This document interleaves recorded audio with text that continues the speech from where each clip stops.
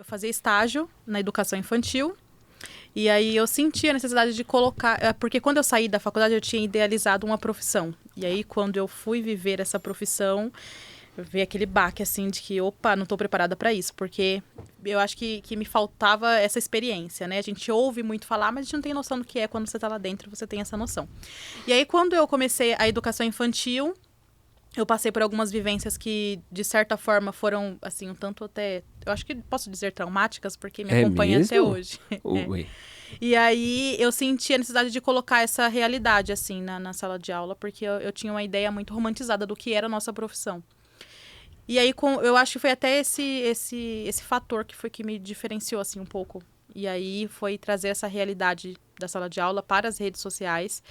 E aí, eu percebi que eu não estava sozinha, que existia uma comunidade de pessoas que também passava por coisas parecidas com o que eu passei, né? E a gente começou criando essa comunidade.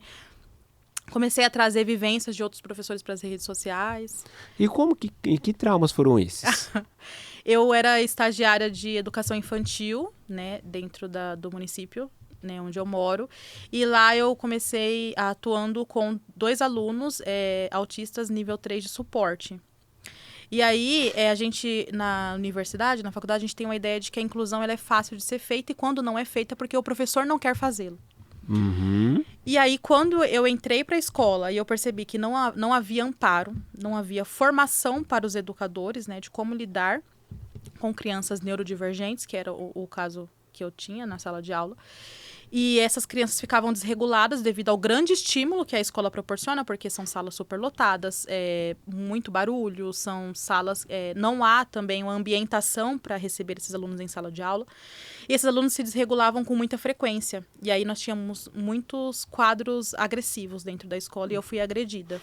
Caramba. Algumas vezes. Eu tive meu óculos quebrado no meu rosto, assim, o óculos ficou... Tinha acabado de comprar o óculos, tive que refazer o óculos. E foi por um desses alunos? Foi por um dos alunos. Entendi. Mas assim, não estou culpabilizando eles porque são vítimas, né, de uma sociedade que realmente não é inclusiva, né?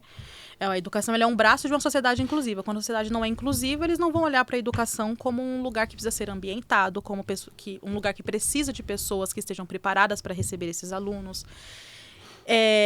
Negligência também da saúde, porque esses alunos não tinham acompanhamento, eles dependiam do SUS e aí eles não tinham um acompanhamento um suporte tão grande quanto precisavam.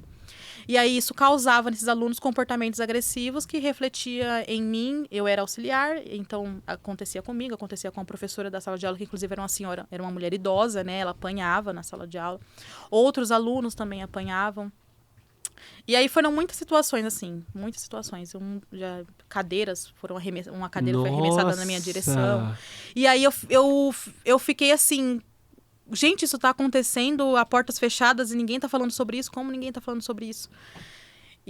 Mas, assim, era uma relação que, ao mesmo tempo que acontecia isso, acontecia outras coisas, assim, que me faziam ter certeza que eu estava no lugar certo, na profissão que eu queria. Porque eu percebia que tinham crianças ali que precisavam de um olhar, assim, diferenciado, né? E aí, eu acho que o caos que acontecia ao mesmo tempo, acontecia uma carência também desses alunos que ficavam todos... E aí, eu fui para as redes sociais e comecei a falar sobre isso.